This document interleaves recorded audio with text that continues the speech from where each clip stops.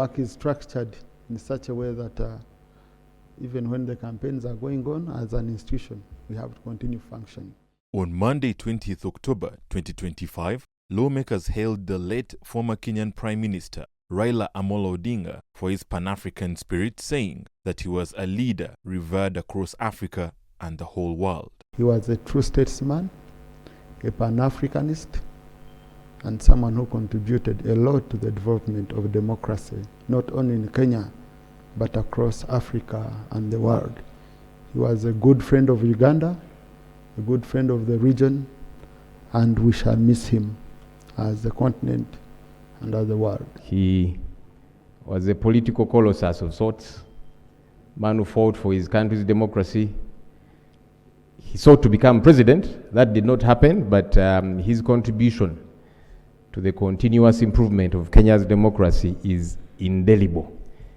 It cannot be erased. Raila Odinga has been not only a global figure, but a Pan-Africanist and a believer in the integration of East Africa. Those of you who were here in the previous parliaments remember two bodies, one known as the Great Lakes Parliamentary Forum on Peace, Amani Forum, and then the Parliamentary Network on the World Bank. The late Raila Odinga was a key promoter of those bodies. He shaped the politics of Kenya and contributed a lot to what the politics currently, the devolution that is in Kenya today. Right Honorable Speaker, although he did not become a president, but no president ruled Kenya without engaging with the late Raila Odinga. Little wonder he was referred to as Baba. And all of them actually consulted him. So, Right Honorable Speaker, a lot that we can learn from him. During the sitting, MPs renewed calls to address teachers' pay disparities following petitions that were brought before Parliament on the matter by teachers' unions in the country. It's very sad, us being in campaigns and you see children loitering in the villages. The children are not in school.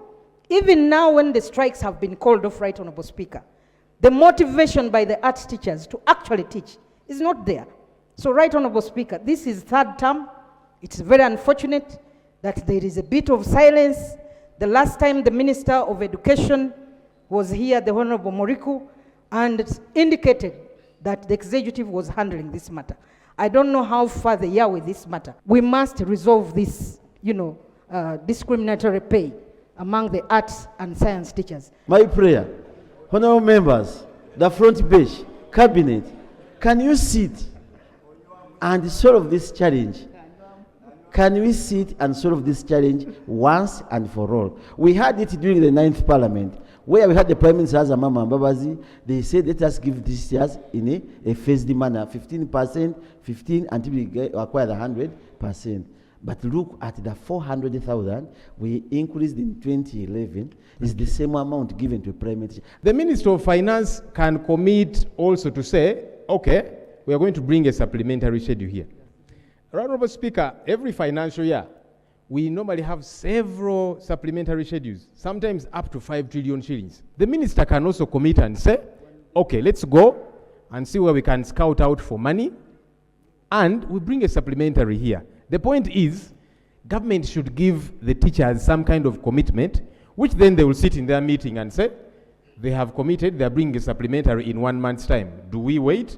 They are saying in the next financial year, do we agree or disagree? This is a matter which was referred to the committee. And the committee is going to meet Minister of Education, Minister of Public Service, Minister of Finance. Now, Sub-Rule 4 of Rule 86 of our Rules of Procedure is very clear on anticipation that a matter that is before a committee, we cannot come and discuss it here. So now I cannot call any minister to come and make a commitment when he has not yet appeared before the committee has presented the report. So this will be an issue which the minister will answer once the report is brought here within 2 weeks. Also in the sitting, concerns were raised about unfair criteria used to disburse the students' loan scheme, whose distribution, legislators said, was unfair. When we passed the law regarding the student loan scheme, was to benefit on quarterly basis. I have just accessed a list of beneficiaries, you find the unfairness, Right Honorable Speaker. How can a district like Butambala have 2? Only 2. Moroto 0. Others have 58. 27. Bushi has 27. This is very unfair. There's a list here. So we are not following what we passed in the law. For how long shall we continue raising this matter? Because this was meant to benefit the disadvantaged. Some people may reason that maybe they did not apply. They applied. I have one boy, an engineer who applied. He was admitted to Mbarara University for engineering. He applied. He's a young man, he's a student, he's a son of a primary teacher in Kamod. But he was not given. Mr. Speaker, this matter came up before RAPEX. And now that that board was dissolved and is now part and parcel of Ministry of Education and Sports, I think the minister is in a better position to give us accurate information. Yeah, but what the member said, there is a time we referred this matter to you, where general recommendations would have helped make the process. I think we never received it, like Honorable Semu can testify. Thank you. As we talk now, we have no clear method we are using to know and how students have applied through the ministry. There must be a system that helps the Committee of Education know. Because even when the law was there, still districts were complaining on the way students were being given in different districts. In that law, it was by consensus of both sides that before the selection, the minister would allocate quarterly, depending on population, and say, District X, you have 20. If they fail, just like in UPDF recruitment, then an explanation can be made. But first, you publish a list of allocations per district, all the districts. And then after that, they would apply. And then, so this is, I think, what the minister has to come and address. Did they actually? Because you cannot say lack of information when you did not advertise that particular district, you have 10 slots, you have 100, depending on population and other factors. I thought the reasoning behind the law we made was that we are not talking about the rich. Two, that when you talk about ability to pay, especially since we have to disseminate this information, probably I would be educated by the Minister of Education on how you determine ability to pay at the level of application by a young student, one who is not employed, two, who is not rich. By qualification, the first qualification is you must not be rich. Now, do you look at a land title? Do you look at how many cows I have for you to determine whether I'll be able to pay? I thought you educate me, I pay after I get a job. In Kwen, where I come from, I have ever come to your office, Mr. Speaker, when you are still the government chief whip. When all the people who had applied from my district were not taken. And these are scientists have come to see, look at critically what they did in A-level, and also try to see where they come from. You find these are students from the lowest families, and they are not taken. In the entire Kwen, you find only 1 or 2. Sometimes you consider the 2 students from Chiboga when actually they just show their birth from Chiboga, but not having studied from our secondary schools. So that one also needs to be cleared. Coming from there and having studied from there. Let us reassure people that our schools, secondary schools, are the ones that generated these 3 students. What is clear is that this loan scheme is being managed according to the law. And this is intended to help financially challenged students who are admitted to tertiary institution but financially unable to continue. But what happens, what I'm discovering, right, Honorable Speaker, probably we've not done enough sensitization or preparation of people. Honorable Minister, you see, some of the questions we are grappling with these citizens, is it fine when you say, under national program, you have a district that can raise a student who qualifies. When you are the ones who determine the courses, these are issues causing us problems. You would rather see a way of doing affirmative action. For example, you say, if in Karangara we've only gotten students who are doing arts, because we didn't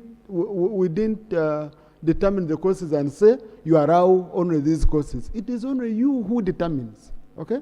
You see, we're doing affirmative action. We avoid a situation where you say one district can get 50 and then another district cannot qualify. People in that district won't welcome you if you go there. These are things we need to work on. Please, and when you come back on Wednesday, please, I request you should have taken action by then. See what to do. I request you. You're right, Honorable Speaker. When I come back on Wednesday, I'll give you all those details. Thank you. But as you may have noted, there's been a lot of improvements in the scheme since we started. These issues of affirmative action has also been considered, as you will see when I give the details on Wednesday. Thank you. I thank you. In the sitting, Parliament endorsed the composition of special interest groups ahead of the 2026 electoral cycle, following a review of the representation of the special interest groups in accordance with the Constitution and the Parliamentary Elections Act. Noting that Parliament is required under Article 78(2) to review the representation every 5 years after the first review, further noting that the review is now due since the article was last reviewed by Parliament in October 2020, and aware that it is imperative that the review is done by Parliament in light of the forthcoming general elections. Now, therefore, be it resolved by Parliament as follows: that in accordance with Article 78(2) of the Constitution and Section 8(3) of the Parliamentary Elections Act, the representation in Parliament under Article 78(1) B and C is reviewed for purposes of retaining the representation in Parliament as follows. 1. District or city women representatives. There shall be 1 woman representative in Parliament for every district and city. 2. Special interest groups. There shall be A. For the Uganda People's Defense Forces, 10 representatives, at least 2 of whom shall be women. B. For workers, 5 representatives, at least 1 of whom shall be a woman. C. For the youth, 5 representatives, at least 1 of whom shall be a woman. D. For persons with disabilities, 5 representatives, at least 1 of whom shall be a woman. And E. For older persons, 5 representatives, at least 1 of whom shall be a woman. Mr. Speaker, I beg to move. This motion is very clear. This is a mandate of Parliament to consider every 5 years these special interest groups.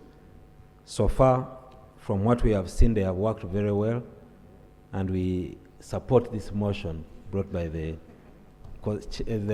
Minister. So we pray that all members of Parliament do support this motion and they retain the representation as is currently set out in the law. Thank you, Honourable colleagues. Remember, we have nominations this week, and without this motion, our colleagues won't be nominated. So I now put the question that the motion for a resolution of Parliament under Article 78(2) of the Constitution and Section 8(3) of the Parliamentary Elections Act, Cap 177, for review of the representation under Article 78(1) B and C of the Constitution be adopted. Those in favor say aye, and to the contrary nay. The ayes have it. Thank you, honourable colleagues. House adjourned to Tuesday next week, and I wish you successful nominations.